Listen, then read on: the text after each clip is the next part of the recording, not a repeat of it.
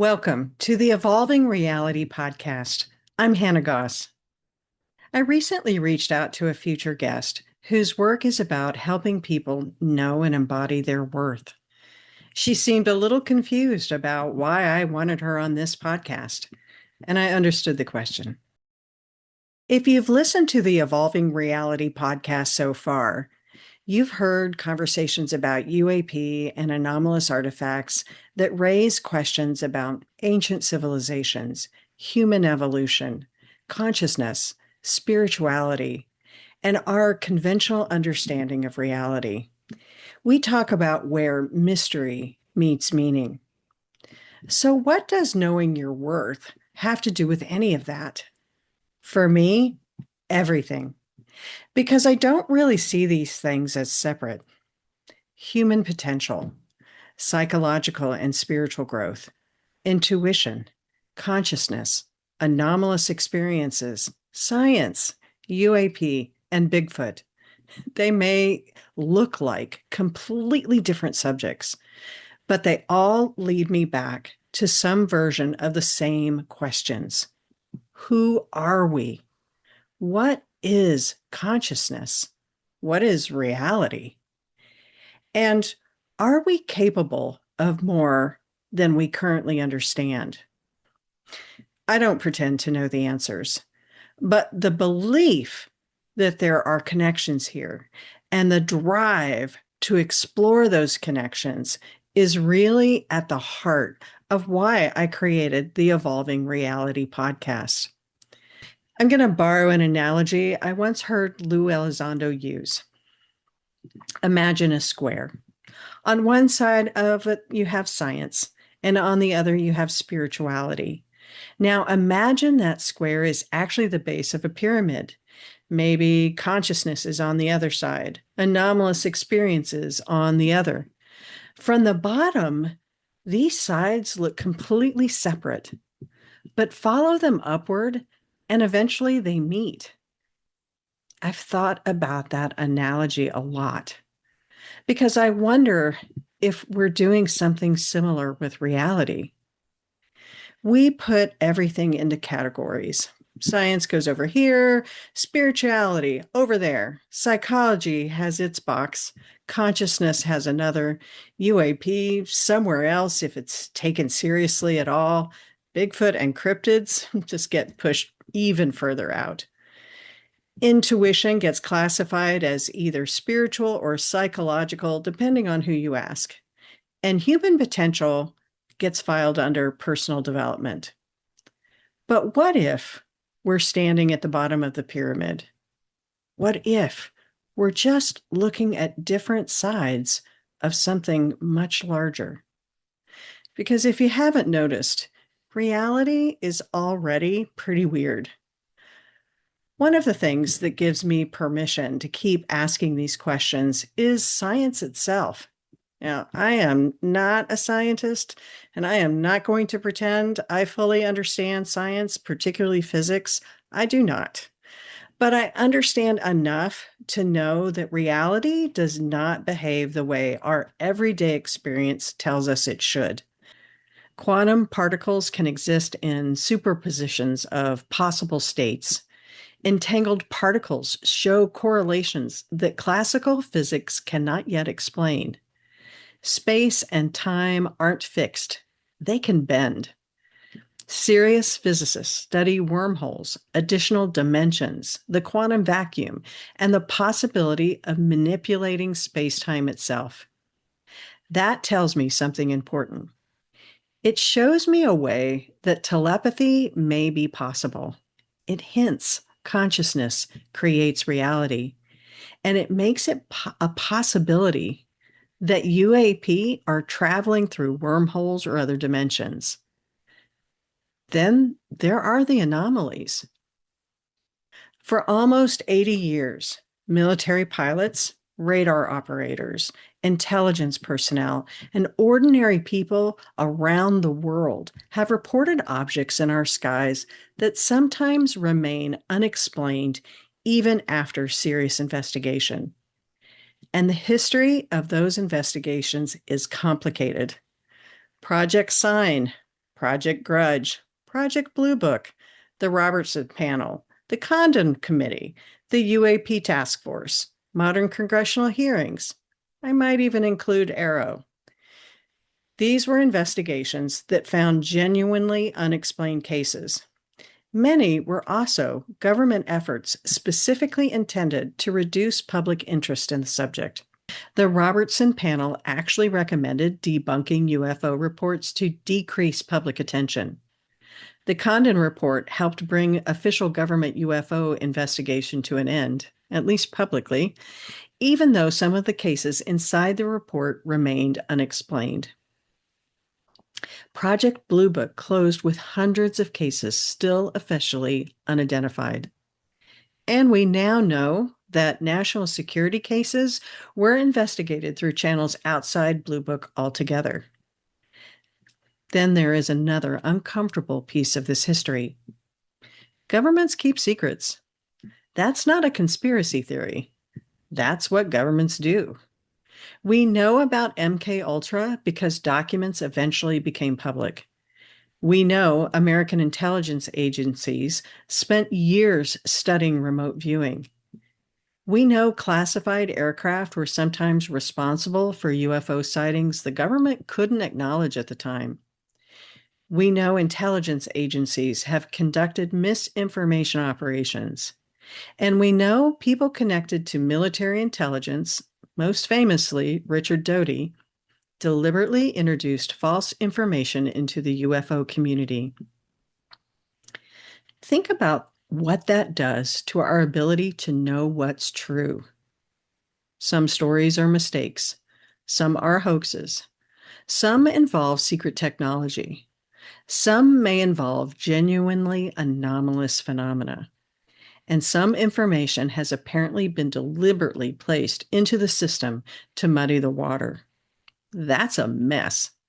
But a messy data set isn't the same thing as an empty one. And that distinction matters to me.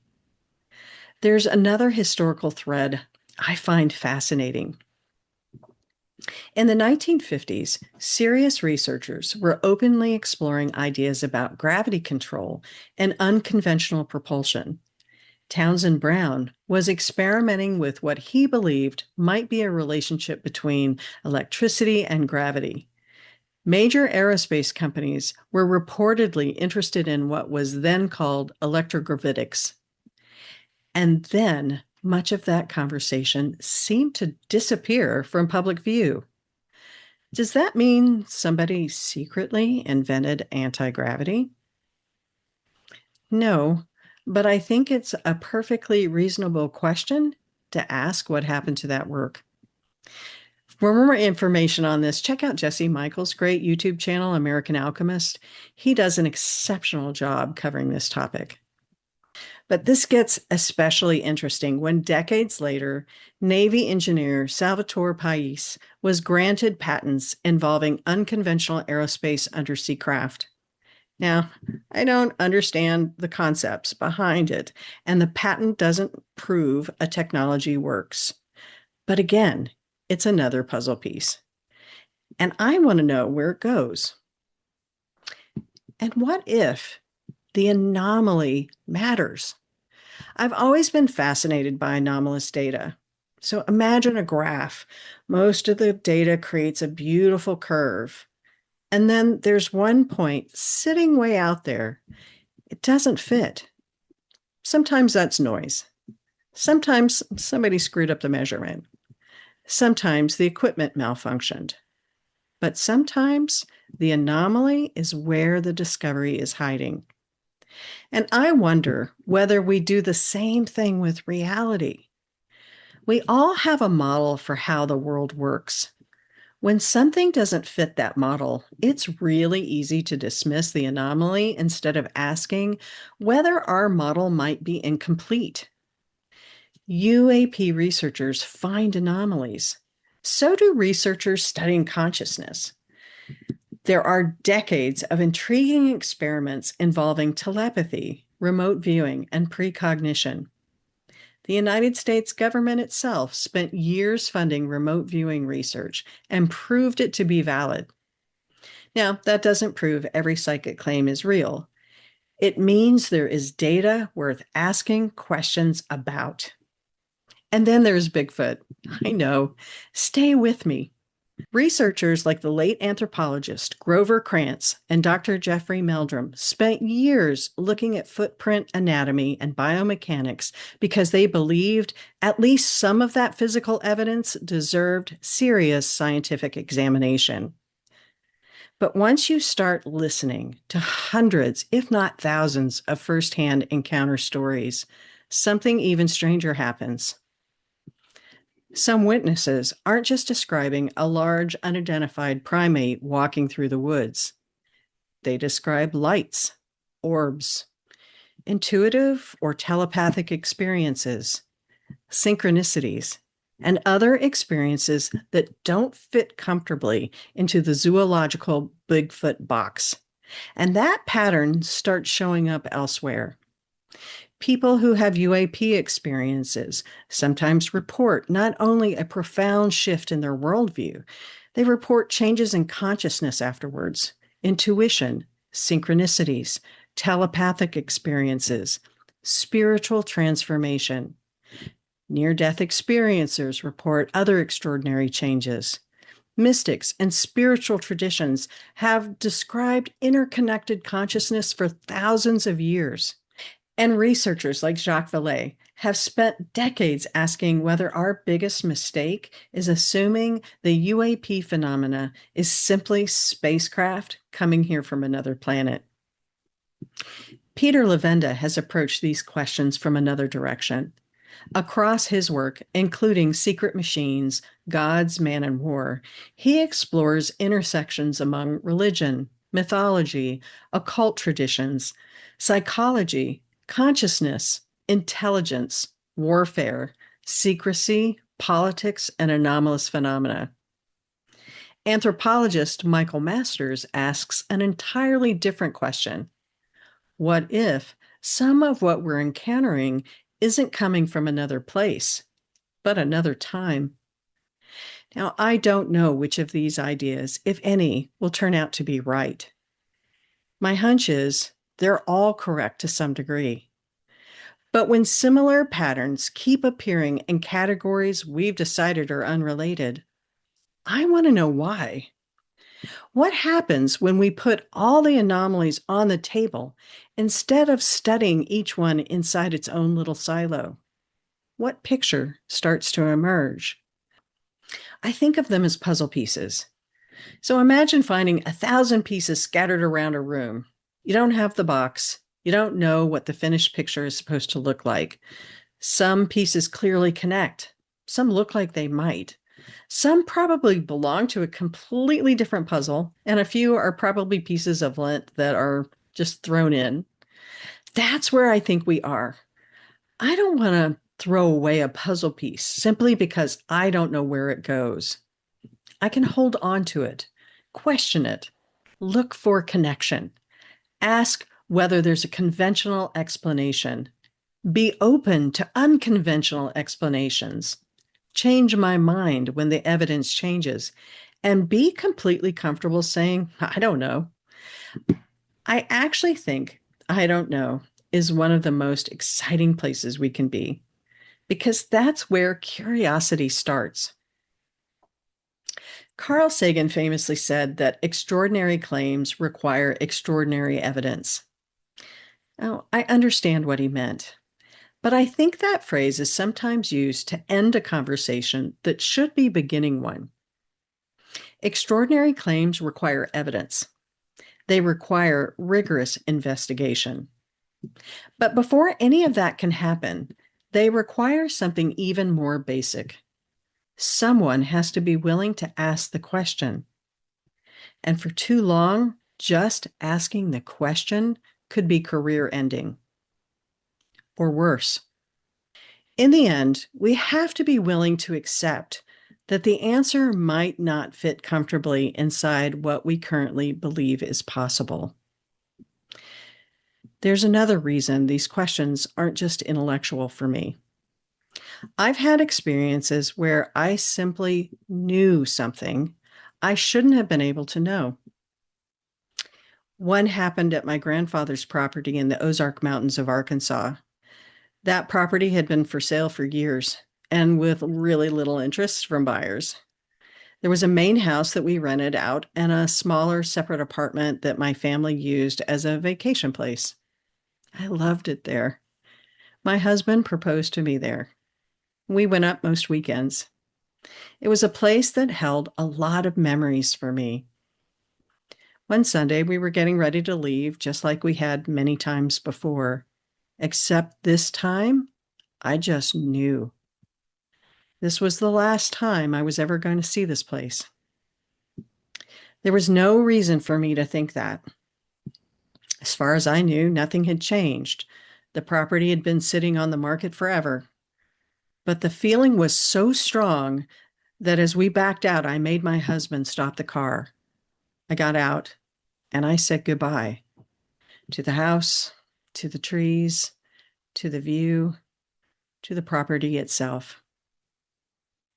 I remember standing there knowing I wasn't coming back. When I got home, I called my mom. She hadn't told me there was a potential buyer. I had no idea anyone was even seriously interested. And she told me they'd received an offer that weekend. How did I know? I have no idea. Shortly after we moved from Little Rock to Charleston, South Carolina, I was at a farmer's market standing next to a complete stranger. There was nothing I could see that identified him as a tourist. No Razorback shirt, no Arkansas hat, nothing that I consciously noticed that should have told me where this man was from. But I just knew he was from Arkansas. And I apparently had not yet developed the social skills to keep that information to myself. So I turned to this poor, unsuspecting man and said, "Are you from Arkansas?" He was, and I completely freaked him out. Fair enough. It freaked me out too. I've had a number of experiences like that. Once, when I was 16, I woke from sleep knowing that my boyfriend and my best friend had slept together the night before. That's a considerably less fun thing to know. And this isn't unique to me. My mother has had experiences like these too, including knowing ahead of time when both her mother and her sister were going to die. What is that? I don't know.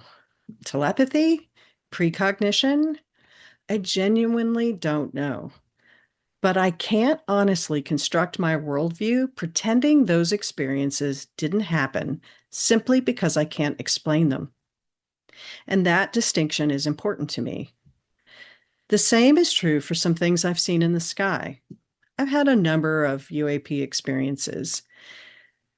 In one, I watched what looked like a satellite moving across the night sky until it made a right angle turn and accelerated away almost instantly. Now, I don't know what I saw, and there's more to that story I'll share another time. But calling it a UAP doesn't mean I'm saying it was extraterrestrial. It means exactly what the words say. I observed something anomalous that I couldn't identify, but I saw it. And experiences like these affect the questions I'm willing to ask. I think sometimes we make the mistake of expecting one way of knowing to answer every kind of question.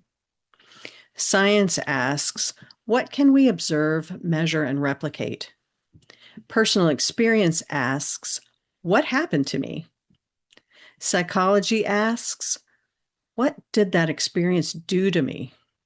Spirituality asks, what does it mean?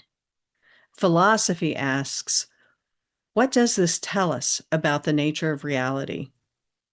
To me, those aren't competing questions.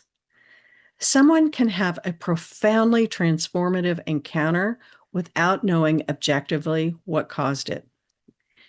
And we can demonstrate that something unusual physically occurred without having the slightest idea what that phenomenon ultimately means.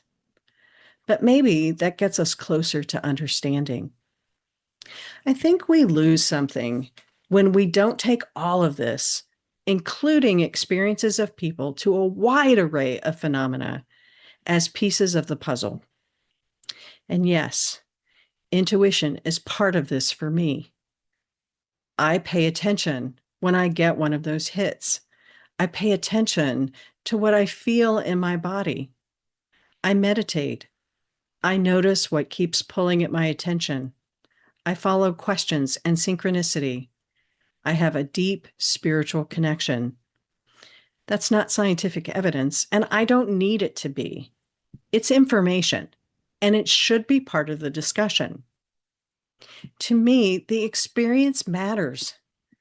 When someone tells us about an extraordinary experience, our first question is usually, was it real? Now, I understand that question. I ask it too.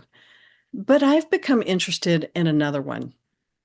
What happened to the person afterward? Because sometimes an encounter with something we can't explain profoundly changes the person who experienced it. A UAP encounter can do that. A Bigfoot encounter can do that. A near death experience can do that. So can suddenly knowing something you shouldn't have been able to know. The experience creates a crack in your worldview. And once that crack is there, you have a choice. You can try to force the experience back into the old model. You can decide immediately that you know exactly what it means, or you can do something much harder. Let the question stay open and see where it leads. And this brings me back to the woman I mentioned at the beginning, the future guest whose work is about helping people understand and embody their own worth.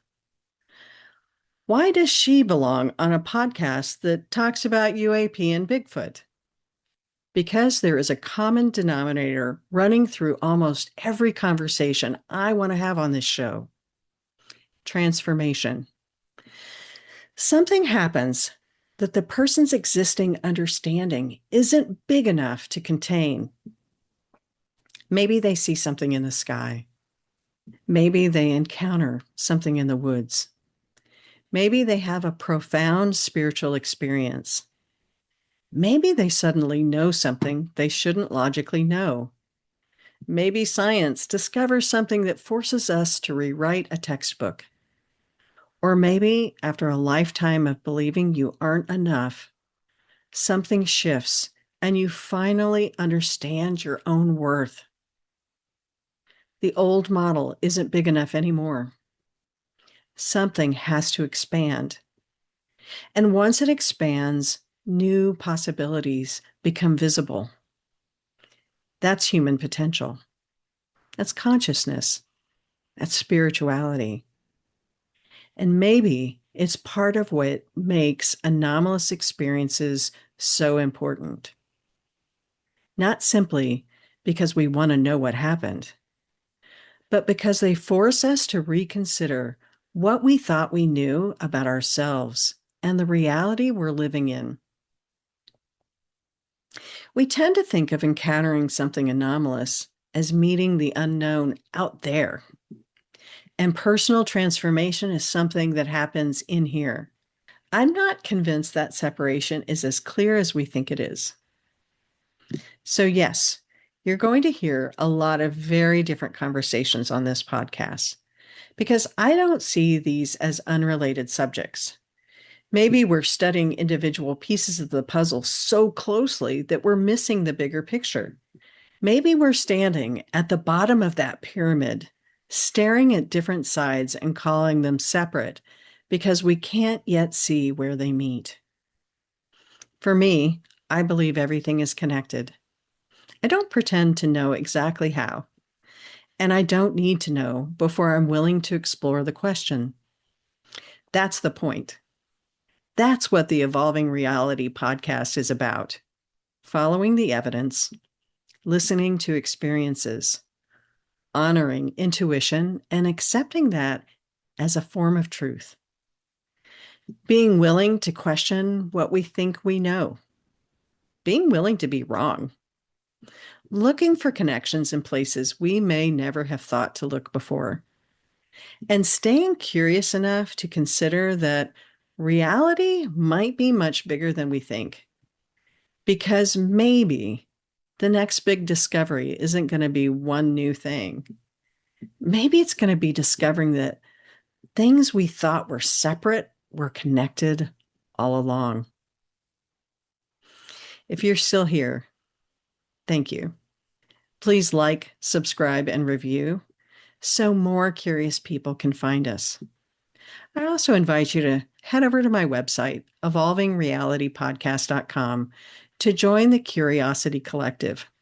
This is a free community of open-minded explorers of the intersection of consciousness, spirituality, and human experience. As a member, you'll get advanced access to podcasts, bonus materials and updates, and behind-the-scenes materials. Coming up, I'll be interviewing award-winning documentarians Brett Eichenberger and Jill Remensnyder, the filmmakers behind A Flash of Beauty, Bigfoot Revealed, and A Flash of Beauty, Paranormal Bigfoot. Their work goes well beyond the question of whether Bigfoot exists. They've spent years listening to eyewitnesses and exploring some of the stranger aspects of the phenomenon, including unusual lights, apparent communication, consciousness, and experiences that don't fit neatly into the idea of an undiscovered animal. So, what would you ask Brett and Jill? What do you want to know about Bigfoot? The paranormal aspects of the phenomenon, the people who have encountered it, or what Brett and Jill themselves have come to believe after years of investigating these stories? Send me your questions to admin@evolvingrealitypodcast.com, and I may ask yours during the interview. I want to thank my editor, music producer, and all-in-one amazing support team, Cassie Frankovich. Without her, you would not be hearing this podcast now. This is Evolving Reality. Until next time, stay curious. Evolving Reality is created and hosted by Hanna Goss as a part of Hanna Goss Coaching. Music and production support are by Cassie Frankovich. The views and experiences shared are those of the individual guests and are presented to encourage thoughtful exploration and open dialogue. The opinions expressed do not necessarily reflect the views of the host or any affiliated individuals or organizations.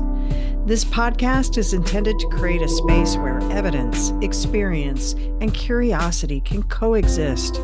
Listeners are encouraged to think critically, do their own research, and come to their own conclusions. Nothing shared on this podcast should be considered medical, psychological, legal, financial, or professional advice. Thank you for exploring with us.